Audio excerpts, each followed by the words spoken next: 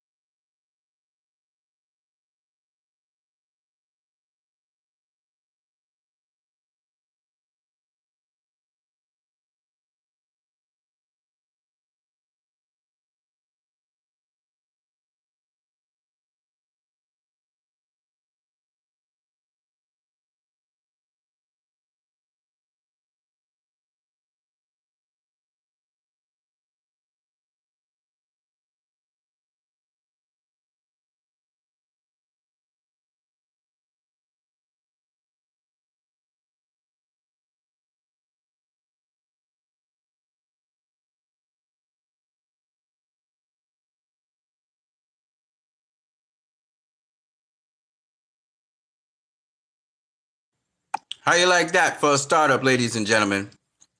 I thought I'd do a thought-provoking piece of a movie. That's actually a piece of a movie. And I provoke you guys into thinking about the fact that we are seeing that today. People cannot live without their phones. And they can't think for themselves. They're being influenced by popularism and media, etc. And Zack Snyder, through film, is forcing you to come out of your comfort zone, forcing you to come out of your cocoon, out of the matrix. Let's keep it moving. I got so much more to say.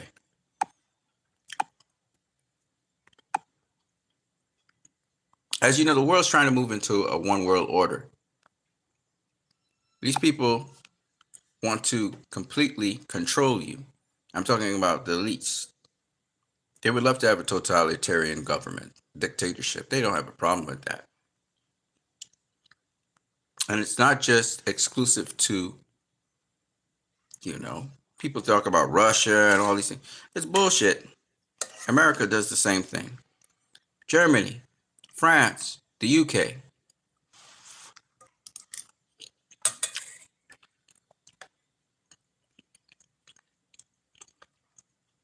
Okay, let's go on Twitter. First, I have Warner Bros. Discovery. This was their stock price today. I don't know what their final price was. This was at 12:24 p.m. Greenwich Mean Time. 4 p.m. It was at $7.38 a share. This empire is falling. And the reason it's falling, because people are not buying into the BS anymore. They're not just being zombies. Satoshi Azuma says, I'm looking forward to Rebel Moon 3. So am I. Just a couple of little bits of information here. Holy shit, make the Batfleck movie. Jay Oliver said, I finally saw this animated. This was the last storyboard I did for WB. Some early hints of what I was going with Batman versus Deathstroke. Ben's Batman film. I'll show you guys. It's on YouTube. I think I won't show you, but you can check it out. Nightwing versus Deathstroke. Teen Titans, the Judas Contract. We talked about this already.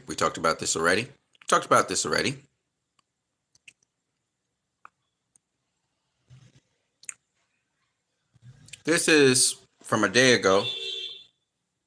Breaking. This is not Gaza. This is the village of Jit in the occupied West Bank. Armed Israeli settlers are on a rampage, burning Palestinian homes and cars and terrorizing Palestinian families in the middle of the night. This is not self-defense. It's terrorism. And she's so correct. And we're seeing this with our eyes.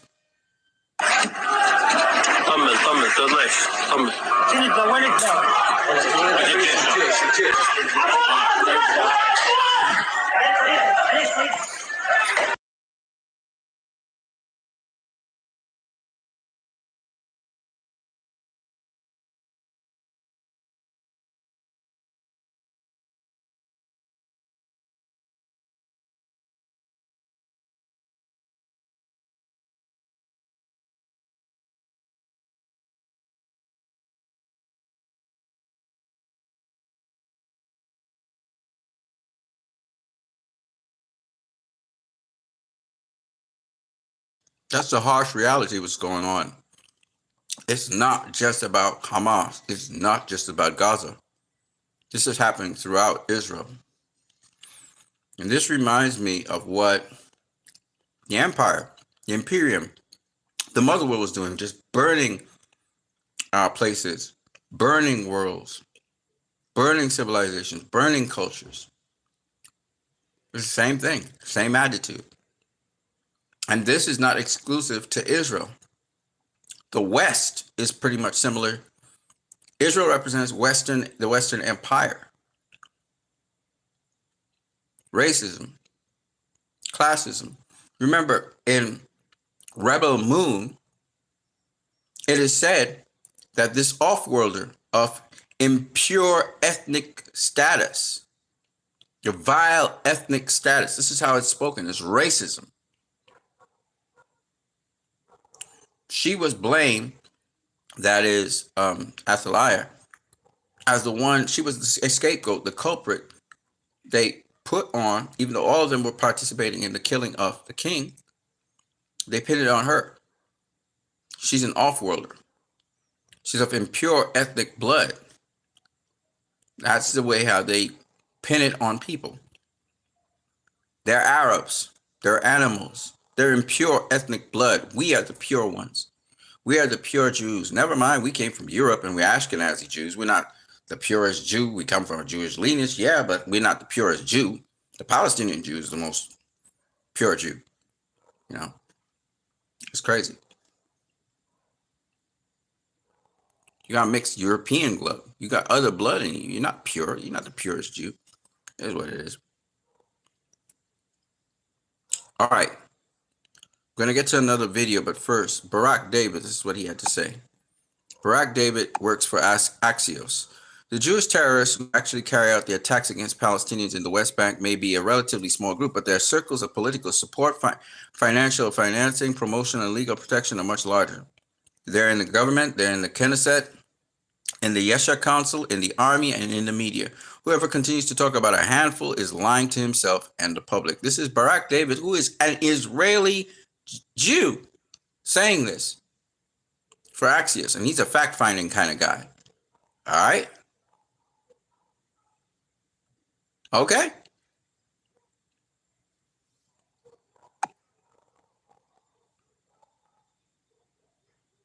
Okay, I already covered this. You are complicit. Journalists, media groups demand end to U.S. arming of Israel. Journalists are saying that the United States is complicit. We all know they're complicit. Germany's complicit. A number of Western European countries, including the UK, are complicit. UK is now pulling out and saying, we're not arming Israel, but behind the backs of everybody, they're still doing it. Mash Chaudhry says enough time has passed. Rebel Moon, the director's cuts, is greater than Dune. I'm going to talk about this in a little bit, but first I want to go through the review of this. What I'm going to do though is I want to play another video for you guys. By the way, Rebel Moon, in the first week it was at positions number 3 and 4 on Netflix. Over 259 minutes of viewing. Okay. And I'm still watching it, so it's really awesome. Happy birthday to Ben Affleck. That was happening yesterday. Best Batman ever. Just DC updates. China calls for an independent, fully sovereign state of Palestine and a ceasefire in Gaza. This is very good.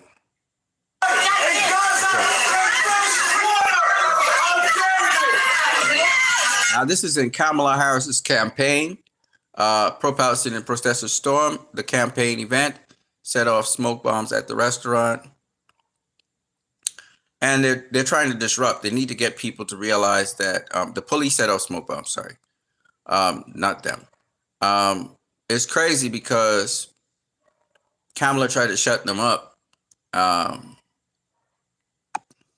Police were seen fighting off the protesters, making mass arrests. The incident comes as Harris' campaign struggles to navigate their position on the Israel-Hamas conflict. I'm going to say this right now. I believe most of the supporters were not involved in any violence whatsoever. So I don't believe that. I believe they're instigators who do these things. I don't believe that for 1 minute. Look at this, a woman they're arresting. That's some bullshit. I don't believe that. But what I would tell you guys is this. Kamala Harris is not going to help you guys when it comes to dealing with this ceasefire and even dealing with ending the occupation. She's not going to do it. They just sent $20 billion to Israel. They're not going to do that. She's part of AIPAC. She's not going to do it, no matter what she says.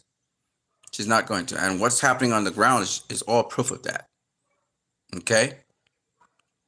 So anyway, let me give you this footage and let me be quiet so I can eat some food.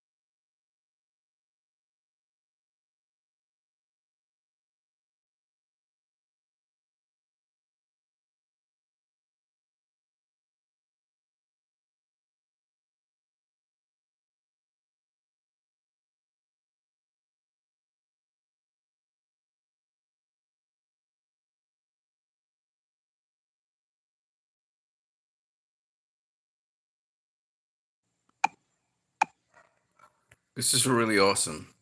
Photos of children taking part in an event to cheer up people with special needs inside a shelter for displaced Palestinians in Deir al-Bala, central Gaza Strip. This is so awesome right here.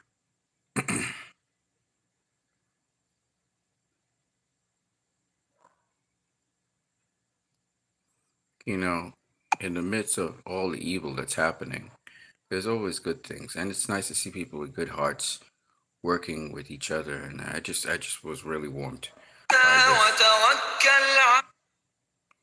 this. Megatron says a NATO invasion of nuclear Russia is currently underway. The world is unaware that it's World War III.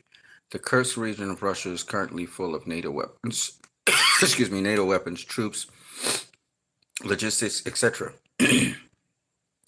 Video footage comes from dozens of NATO vehicles, air defense systems, um, and so on, destroyed or captured in this region. Putin still refuses to declare war despite the fact that Russia has been invaded and its people killed. Airports across Russia have been constantly bombed for several weeks, despite the fact that the Russian army is consistently advancing in Donbass and its territory. It receives heavy and painful blows from NATO weapons. NATO communication. NATO logistics and NATO command. Over 35 countries are investing everything they have in these strikes against Russia. NATO soldiers continue to pour into Ukraine, whom the West likes to call foreign mercenaries. Kursk is full of them. About 80 years later, German tanks are rolling again through Kursk region where the decisive battle took place. Many people are still under some illusion that Russia is in some kind of small military conflict with Ukraine. The world is currently on a far more dangerous path than 1943. The more Russia advances in Donbass, the more it will receive painful blows from NATO. NATO is in the process of creating brigades in Eastern Europe, which will aim to confront Russia. It's not for nothing that they are in the process of creation and that they will remain so, watching how Russia progresses. They will be sent in the war, and there's a high probability that they will invade Belarus.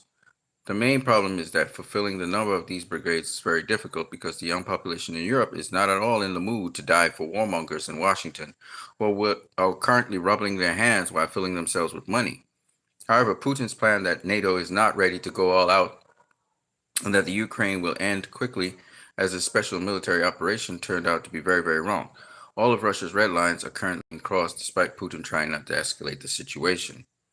I will say this, though, and I'll maintain it. That's a suicide mission for NATO. That's a suicide mission for the United States. It's a suicide mission for anybody involved. Ukraine, Russia, and if you guys don't understand, Russia is a country. Yeah, they'll take big losses. They don't care. They have a tremendously big population and they have tremendously big land space. And the Russians, well, you'll find out very soon why Russia is Russia. So this could be the end of NATO as we know it. Going up against Russia is just suicide, plain suicide. And they're going to learn the hard way why you just don't poke the bear.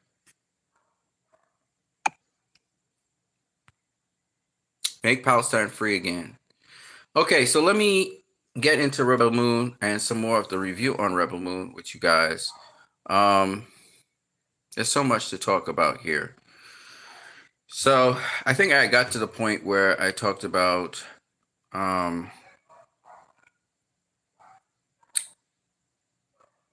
Atticus Noble killing in proxy, but through the son of the king of the world, where Darian and Deborah Bloodaxe were destroying that world, and also having the son kill the father, and then Atticus Noble killing off the other families. No one survives these things. They're either put in bondage or they are killed. And I said this is like what Israel's saying in talking about anti-Semitism and stuff, and how people are lining up with Hamas. This is the sort of dangerous rhetoric that we're hearing that's being accepted by, again, the mindless masses who are not aware of what's happening. And this mindlessness that we're seeing a lot of in today's age is because Like I said, in the 60s, people were more conscious, but today they're being lulled to sleep by the programming from media, propaganda from media. And that is why it's so dangerous. Now, the World Wide Web is not still controlled by any one entity. So that's a good thing. But it's not going to be so for long. They're planning to form laws where you have to log in on the internet using an ID or something. And this is the way how they will control it. Same thing they're trying to do to control currency and so on and so on and so on. So you have to understand that, Rebel Moon is a statement on so many different things. Um, we see that Atticus Noble, he comes to the land of Velt. We find out a little bit about Velt before Atticus Noble arrives. Several different things about Velt. They're farmers. One, two, they celebrate the crops and the yield. In this case, they're not celebrating the yield. They're celebrating the fact that they're going to go out and plant. We see that the Dreadnought of the Mother World comes to Velt. Now, unlike when the Dreadnought came to the world where Darian and Deborah Bloodaxe was, to destroy it, in this case, the Admiral came to Velt to find out if they had enough food supplies to feed them, because the rebellion had destroyed some of their sources of food, the suppliers and so on and so on. So they came to Velt to do that. And of course, we hear Cora warn them, because Gunner's, he's itchy to get a sale and get some profits, and Cora warns them not to volunteer any information to the general. Even if you're going to do business with him, don't volunteer any information to him. And Gunner breaks that rule, even though Singri, was the father of it. He breaks that rule because he's such an opportunist, and stupid opportunist at that. And because of that, he gets Singri killed and his wife in front of the whole, and brutally killed by Atticus Noble, because Atticus Noble says, now I'm going to teach you a lesson. I'm going to teach you what's the difference between those with power and those who do not have power. He kills Sigrid, and then he turns to Gunner and he tells him, when can I get my harvest? And he says, I want everything. And basically, Cora had warned the group about this. She had warned them that he would want everything. She warned Sigrid, that is, and then she warned them when Gunner started to try and think of a partnership or whatever. She warned him that the Mother World never wants a partnership with anybody. Gunner didn't listen, and he tried to be opportunistic, and he's guilty. He is at fault for getting Sigrid and his wife murdered. Now, at this point, it's very important, and I was really mad when that happened, actually, by the way. I thought this guy's a real asshole. But one of the things that Zack Snyder does so very well is he shows these are just different aspects of people. This is not the only side of them. Of course, the whole community was starting to blame Gunner for what was happening, and then they were trying to look for solutions. And, they were wondering what they should do. And they thought, well, you know what? We'll be valuable if we have to plant the grain and stuff like that. And not seeing that they're expendable and that, like, the Mother World doesn't care about that. Like, Atticus Noble will kill him anyway. So they were talking like that, and one of them said, well, let's fight. And Cora was like, no, you'll get wiped out. You'll get eradicated. So they came up with something else, and Cora just left. She realized she needed to get the hell out of there. And the old gentleman followed her. Like, why are you abandoning us? She said, well, they're delusional. They actually think that they can reason with the mother world, even after the mother world you saw Atticus Noble just kill Siegfried and his wife. One of the Kryptian guards sliced up the wife, sliced off her arm and then sliced her in half. It's crazy. So basically, it's just pretty much the same thing that's going on here with Israel and Palestine. They're trying to find an agreement. They're trying to negotiate with the Palestinian, with the Israelis, to have a ceasefire. And what does the Israeli do? Mr. Netanyahu, Miliowski, he assassinates the main negotiator for Hamas. He assassinates him in Iran. So it's the same sort of thing. Israel is not interested. They want everything. This is like literally, Zack Snyder's movie is literally exposing what Israel's intent is. They want the whole entire Palestine to be Israel, and they want it to be called Greater Israel. So the movie literally, in your face, tells you that. Okay? And literally, that's what Atticus Noble was doing.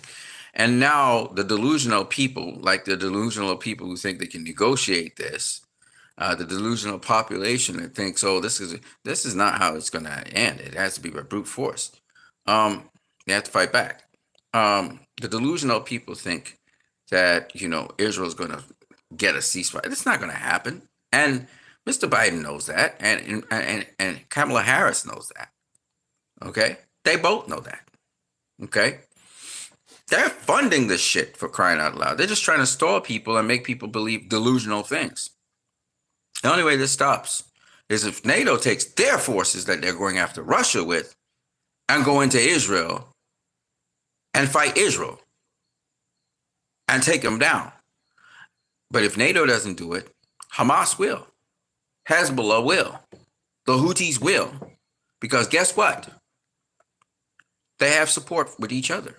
Just like how Korah eventually gets support from other guys from other worlds and comes together to fight the Dragnut and take it down. Okay, so if you look at the story, the story mirrors what's happening in real time. This is not like George Lucas, having the experience of seeing what the Viet Cong triumph over the great American empire. No, this is happening in real time right now, and it's unfolding. And yeah.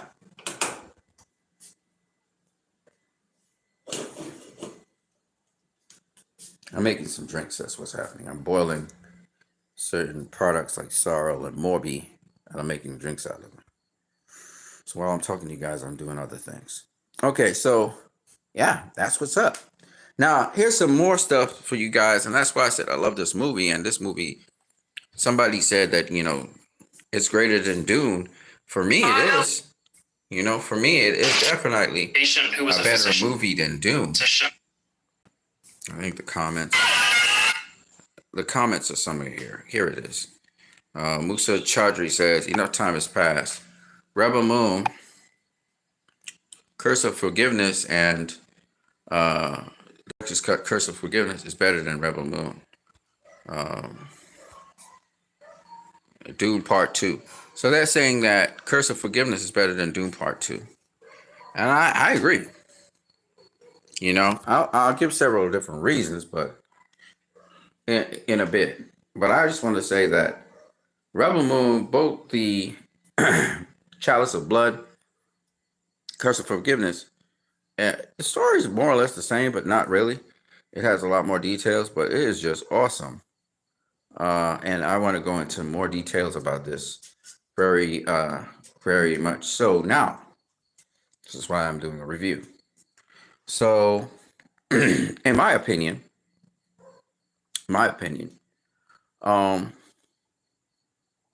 Rebel Moon, what I just spoke to you guys about with Atticus Noble, wanting everything, that's not surprising to me. I see them burning just about everything in Palestine, bombing and burning. Now they're bombing and burning the West Bank and East Jerusalem. and they've been bombing places where Palestinians live in Israel. So, we get the picture. Now, how did they respond? So, Cora was about to run. She was about to get out of there, okay? Because she was like, those people are crazy. The old man was speaking to her, but she said, you know, giving them hope that they could somehow beat the mother world, that's very difficult to do. And I don't want it to be on my name that I had a community rise up with me and they got slaughtered by the mother world, because she thinks it would be a slaughter. And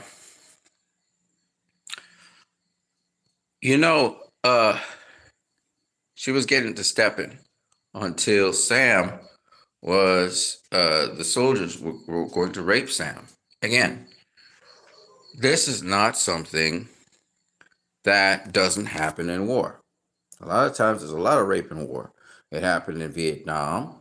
It happened in Iraq. It happened in Afghanistan, where American soldiers were raping civilians. Okay? So when Israel's doing this right now, this is not something unique to Israel. In fact, it happened in Congo, where they were raping women as well, and children, and so on. It happens in Sudan. This is something, they say this is a part of war. It's not a part of war. It's actually dysfunctional behavior by soldiers who are in a dysfunctional environment. Okay? And it's so weird that Hamas seems to have greater standards and values than the IOF at this point in time. So anyway, Sam was about to get raped by the soldiers. Why? What did the soldiers say? They were bored. Right? We heard that Israeli soldiers were bored as well.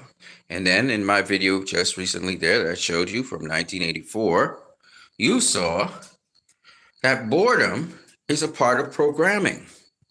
You're programmed to want to do the will of those who program you. So you're bored. Okay? Now follow me on this. Sam ends up almost getting raped. Of course, Aris, he fights back for Sam, but the head commander, he wants to rape Sam, right? So he's about to rape Sam, and then Cora couldn't take it any longer, and she turned around to fight. And boy, did she fight. She took out almost every single soldier. Aris took out one. But basically, Cora took out almost all the soldiers, okay? And we saw it in so many different ways, slow motion, fast forwarding, speeding it up, different angles, and all of that. It was sick. But who really took out the commander, the head honcho, who was holding Sam hostage, was actually JC 1345, Jimmy. Now, the soldier was saying that the Jimmies, they lay down their weapons and they stopped fighting after the king was assassinated, which was partially true. But this Jimmy had already in his heart, because of how Sam treated him, which I didn't speak about, when he had been bullied, but he's almost indestructible. And he went to clean his face because his face fell into some mud. And Sam came and realized the kindness of Jimmy, and that Jimmy recognized kindness, and she was kind to him, and as a result of that, it had an impact on him. So when Sam was being held hostage, instead of Jimmy picking to defend the commander who was commanding him to take out the rebels, Cora and Aris, Jimmy picked to defend Sam and killed the commando, then took off. Now, the thing about it is Jimmy came from the mother world. Jimmy was a product of the mother world. In fact, Jimmy, in one of his narrations, talks about how he slaughtered so many people and buried them in mass graves. He spoke about that, all in the effort to facilitate the prophecy of Isa. This was the understanding that they were given. But obviously, that was not a good thing because it was just very evil what they were doing. But nonetheless, the point is that he saw things differently now. And in this case, the kindness of Sam to him had an impact on him, and he responded. And he picked a side pretty much throughout the movie. He had picked a side quite a while back. I believe his interaction with Sam made him pick a side from thenceforth. And what a machine he is. But anyway, he killed the commander, and he took off. He took off because obviously he didn't do his protocol was to defend the mother world. Of course, the protocols ended with the death of King Carathan, but his protocols basically were designed to defend the mother world. Okay, so when that sort of backfired, he took off, and in his solace, while he was alone, he had many a narration to say. It's quite interesting. Very interesting narration he had to say, which I thought was, his soliloquy was waxed quite, he was quite thoughtful. Let's just say that.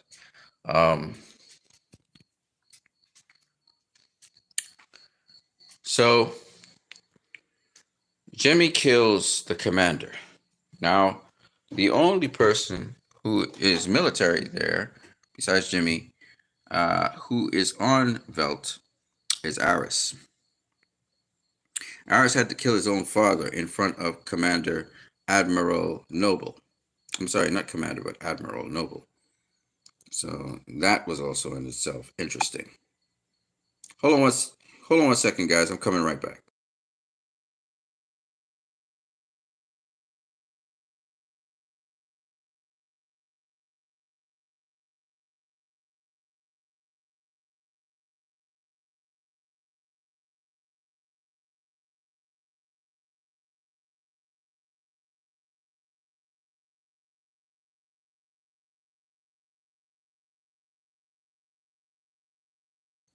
Okay, I'm right back. So it's interesting because Jimmy or James or JC1345, we go into so much. We learned so much about the king, the assassination, Isa. Jimmy introduces us to Isa.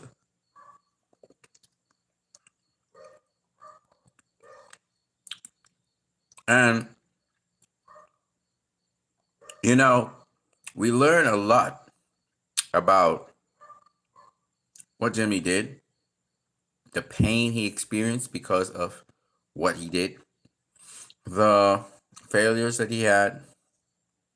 We learn a lot, about his royal standing, the Senecal. So there was a lot to unpack with Jimmy, which was quite interesting, him being a central part of the movie.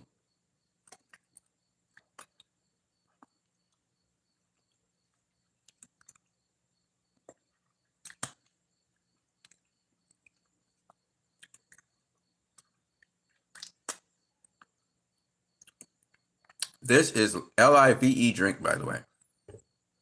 It's orange juice. Tastes good.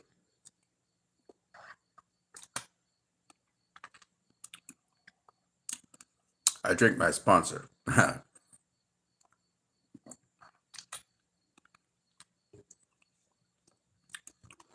Now, let me just check to see if you guys are talking on here, because you guys might be having a conversation with me. I'm unaware of it. So hold on one second.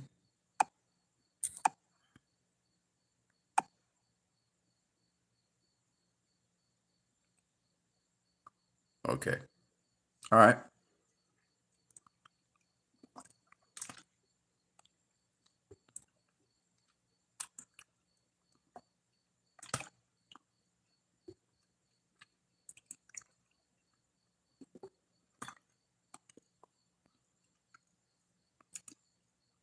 So Jimmy picks a side by killing the commander. Now, why this is interesting to me is because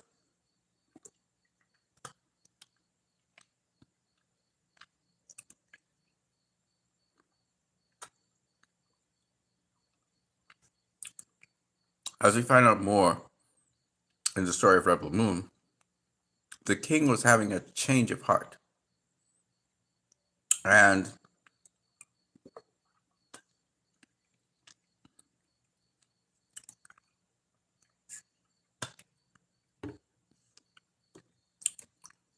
it was because his daughter, Lisa Carrington,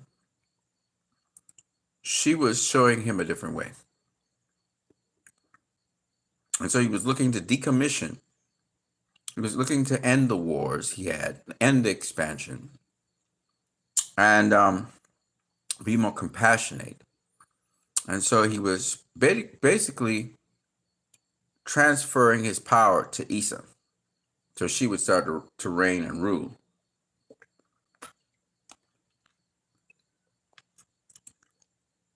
As a result of the change of heart, you hear JC 1345 or James speak about the kindness of Isa, and that there was some sort of hope there that things would be better.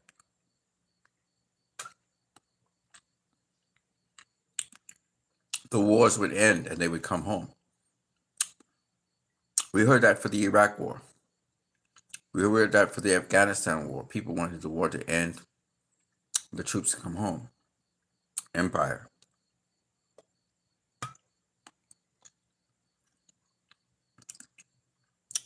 The truth be told,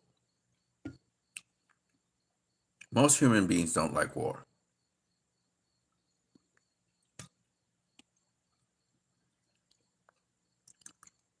Wars usually destroy economies, as is happening in Israel. I believe it's 35,000 businesses are closed in Israel. Tourism has died off in Israel.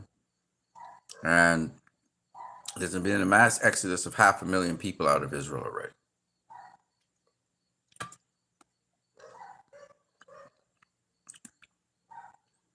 After the Iraq War, America was plunged into a tremendous recession.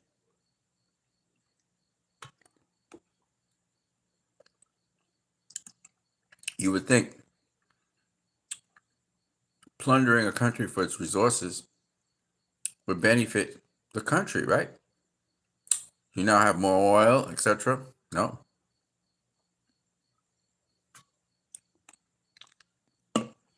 It only benefited the military complex in selling weapons and arms. It never benefited the civilians. America went into one of the worst recessions it ever had, 2008. And that's when the housing industry collapsed. Citizens, again, were affected in a negative way. And all I'm saying is, the warmongers, the Belisariuses, Belisarius, in a treasonous, wicked, evil plot to try and preserve himself, after he'd been reprimanded by the king, plotted and planned to murder the king, the queen, and Isa in cold blood. In cold blood, because he felt that there would be an investigation to what he did in the various wars, and he and Cora would be eliminated. You know, he allegedly said to Cora that she would be the queen or whatever. I remember watching this. Of course, this is only in the director's cut that we saw all of this, and realizing that Mr. Netanyahu, Mr. Miliowski, is as treasonous as Belisarius was. Mr. Malachowski right now, if he does stop the war, he has a court case to deal with. And this is one of the reasons why he's not going to stop. And then think about this. He wants as much war as he can. It benefits him. Just like Belisarius.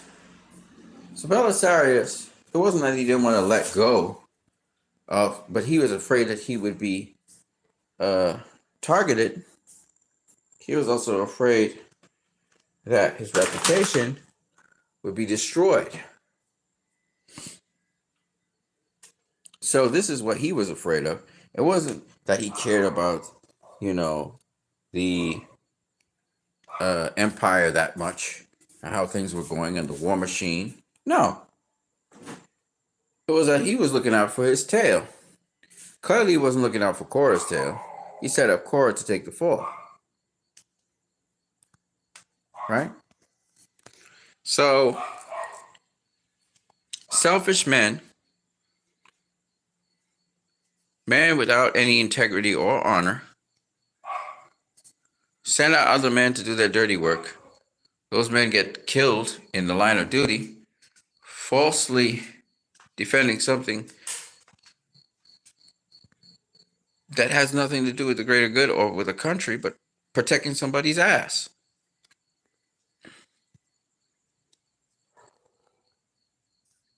Okay?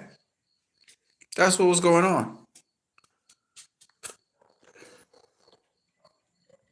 The king had forgiven him for very callous behavior that he found out he was doing.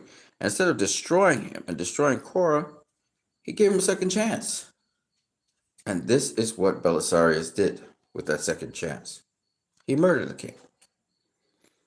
He got, the support of certain members of the Senate, military wing, and they murdered the king. Then they pinned it on Korah. But how did they pin it on Korah? She was the off-worlder, as far as they're concerned. She was the impure ethnic breed. What did Netanyahu do? He pinned it on Hamas. But he conspired with Hamas to get the outcome that he's got. He funded Hamas. You see the parallels? He also assassinated, or was responsible in part for the assassination of Yitzhak Rabin, who was trying to have peace talks with Yasser Arafat, and may also have been involved in poisoning Yasser Arafat through his own people in the PLO,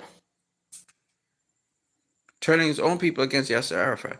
What I'm trying to tell you guys is, the film Zack Snyder just did exposes all of this. That is why you hear Hollywood talking about, oh, this was a horrible film. And a lot of people saying it's a horrible film because the Zionists know exactly what Zack Snyder is talking about. The Zionists who support Israel know exactly what Zack Snyder is saying. Now, is Zack Snyder saying something specific only to Israel? Absolutely not. It's the human condition. Same thing's happening in the Congo. Same thing's happening in Sudan. So it's not like this is unique to only one set of people. No, when one set of people want to ethnically purge another set of people, this is what they do. It's standard operating procedure. So this is not something just unique only to Israel, but I'm just saying there are a lot of similarities here with the actual ruler, Netanyahu. Okay? And Belisarius.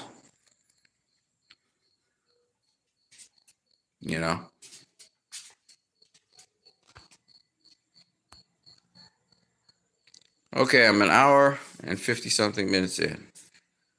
I'm going to try and finish this review as much as I can. I will not continue this review another time, even though I will add little pieces as I go on.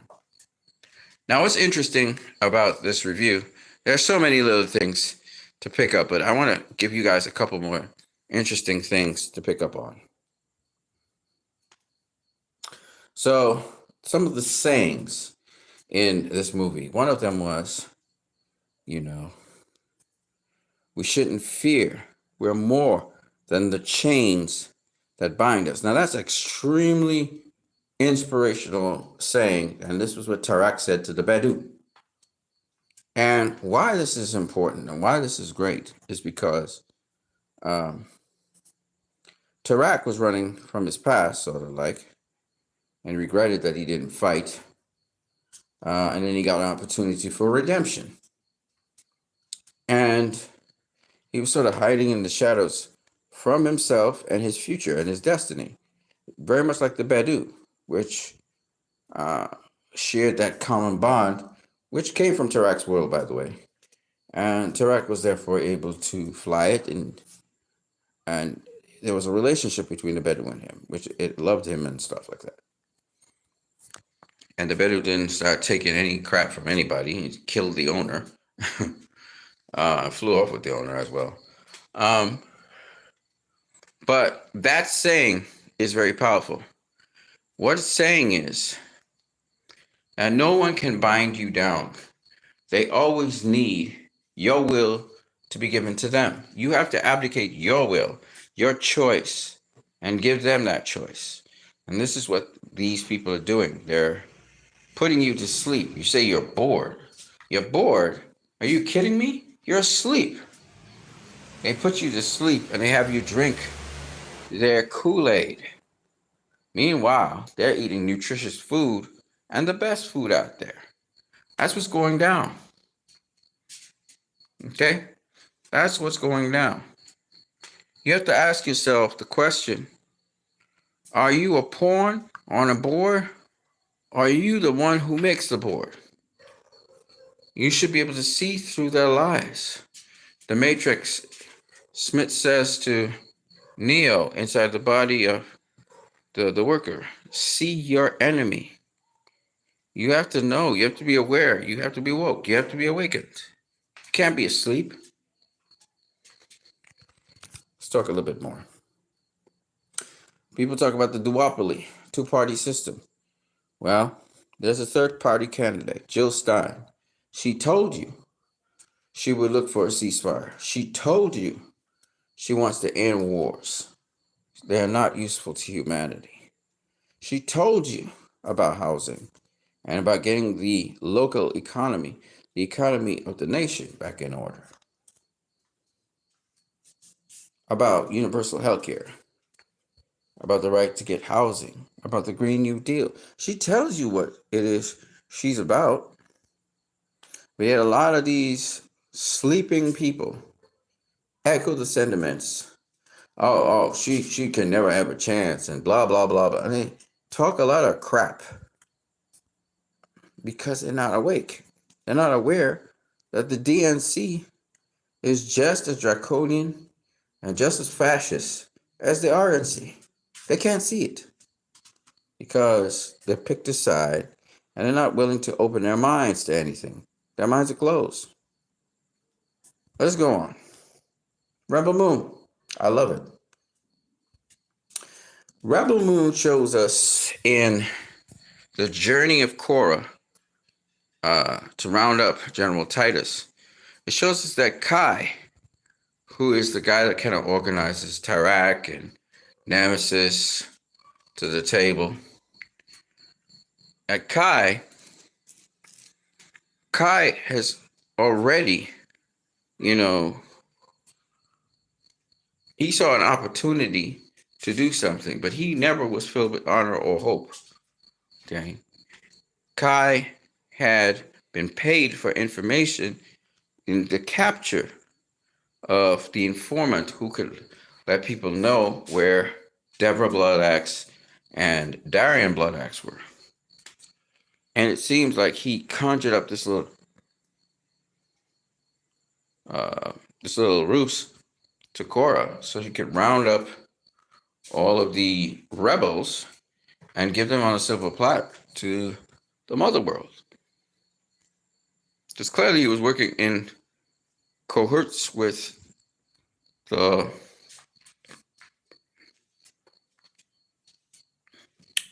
bounty hunters. Now, what's interesting about this is that um,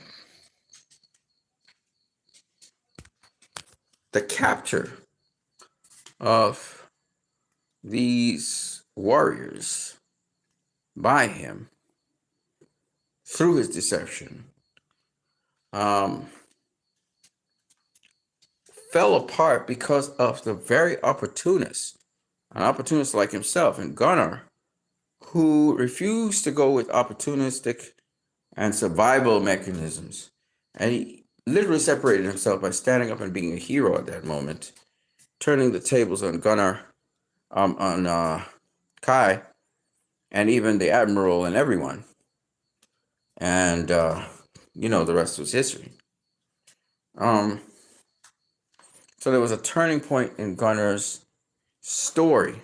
I'm not going to say if he wasn't someone who had a turning point before that, but in his story, this was the turning point. He had, first of all, found out more about Korra and her back history, because Korra, in their journey, started to relay more and more about herself and her background. And she was able to sort of release some of that emotion that she had within her concerning what she had done. So I found that very interesting as well, how vulnerable Korra was, at the same time how badass she was, and at the same time how fallible she also was, because she was no saint either, right? She attempted to assassinate Issa. She didn't succeed, but she attempted to assassinate her. So all of that, again, was interesting to me. Gunnar had made a horrible mistake, being an opportunist that he was. Korra, who's known as Athaliah, though she had been framed for the assassination of the king, queen, and princess, she had tried to kill the princess. She really did. Even though she believed in the princess and everything, she was different and all of that, she still tried to kill her. So she had this darkened past. Titus had more of a guilt trip where he surrendered, and he was mad that he surrendered because he killed all his men and their blood is on his hands. So that's how he looks at it. And then we have Milius. Milius, her past was more started off tragic, but then it ended up being one that's inspirational.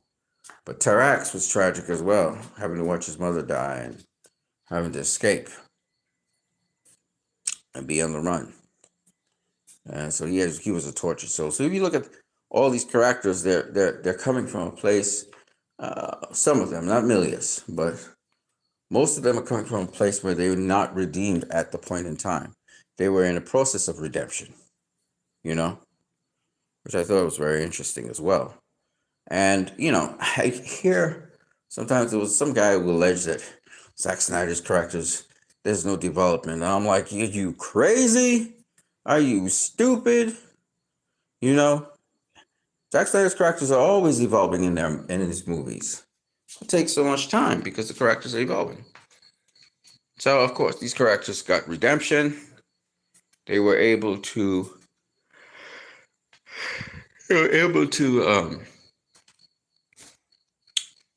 stand up and fight. Well, a lot of them weren't standing up and fighting.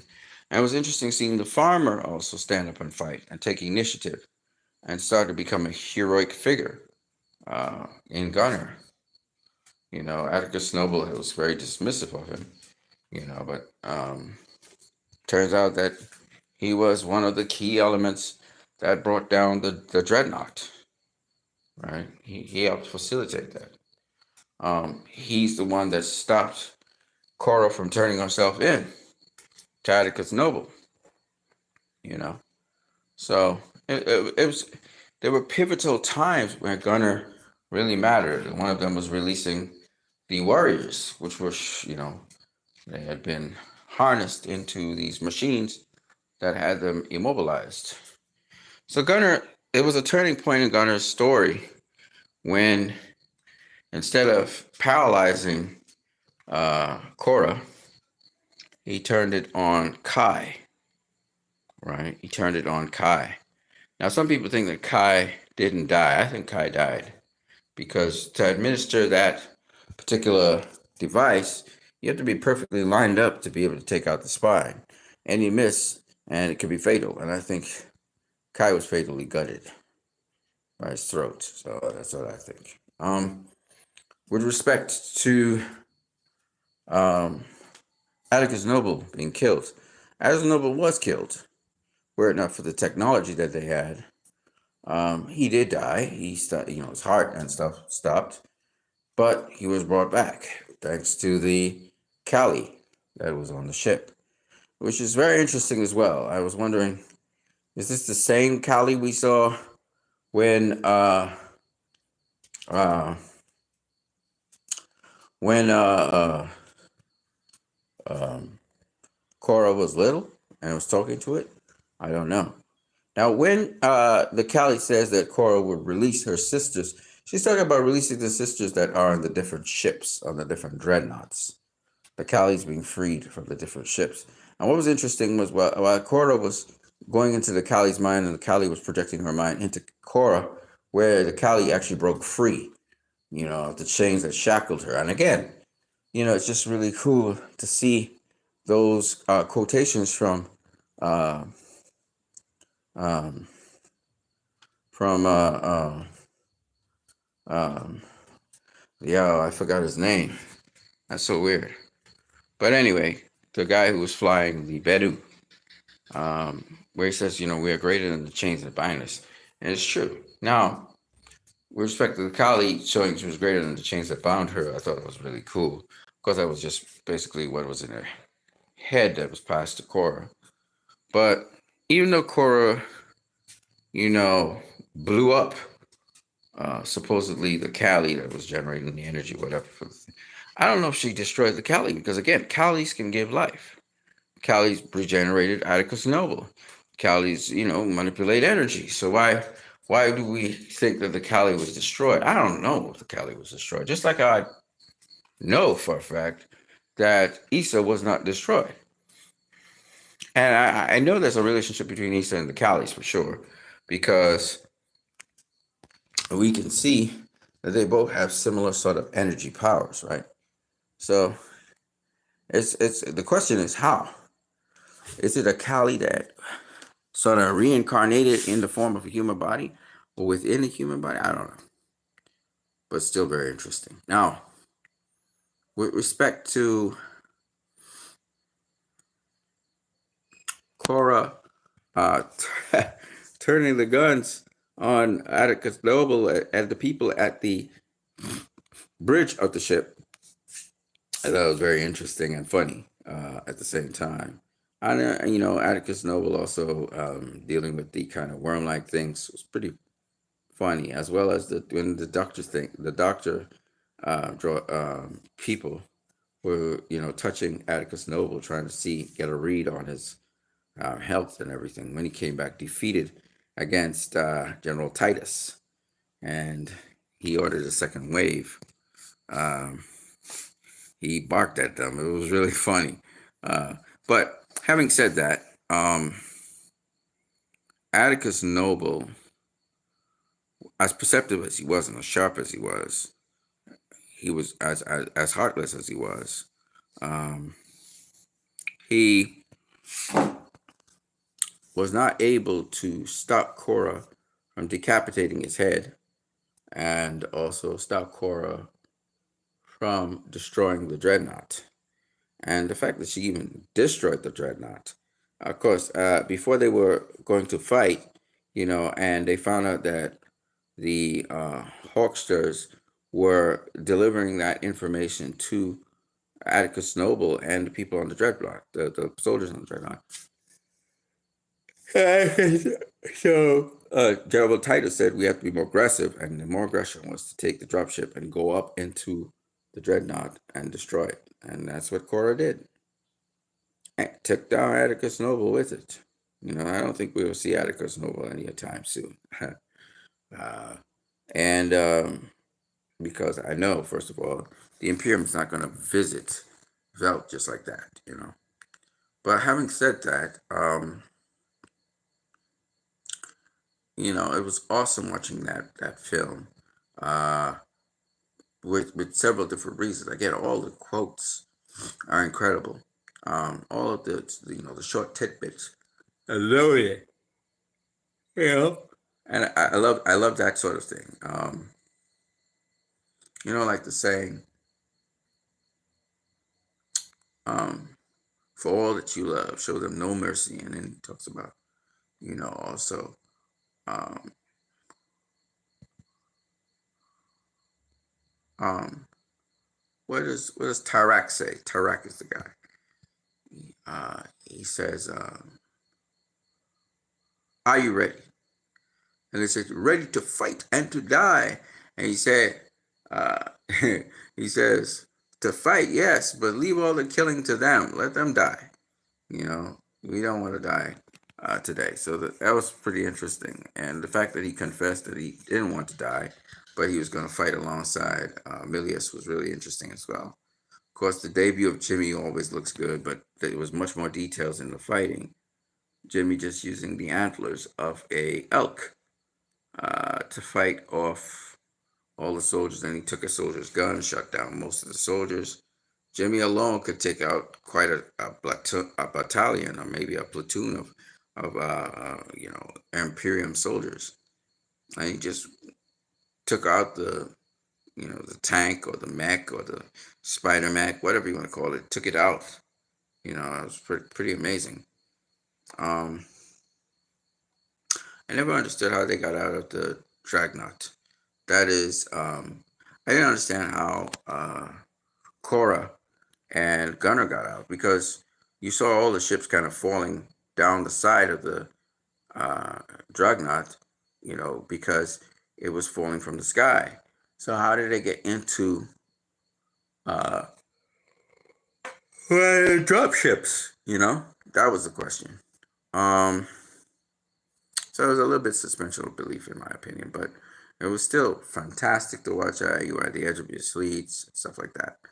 So Dune. Okay, so Dune and Dune 1 and Dune 2 are good, but I just think that they're conventional. Like, I can't really pull a relationship between, the Sand People of Dune and, say, for example, the head of Dune or the king of Dune.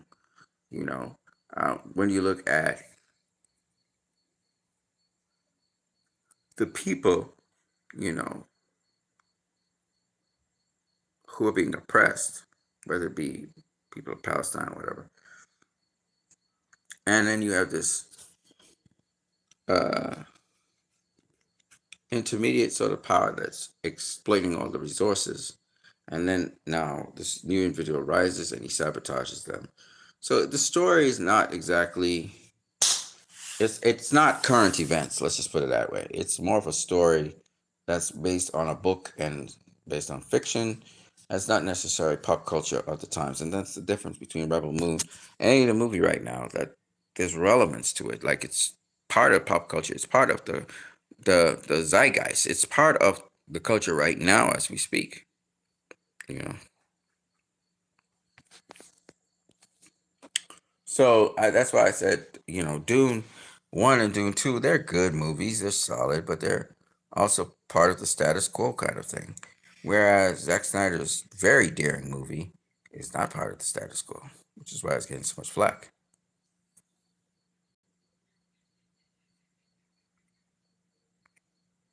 So I agree with the gentleman here. This is actually better than Dune Part 2. I'm just being real. Now,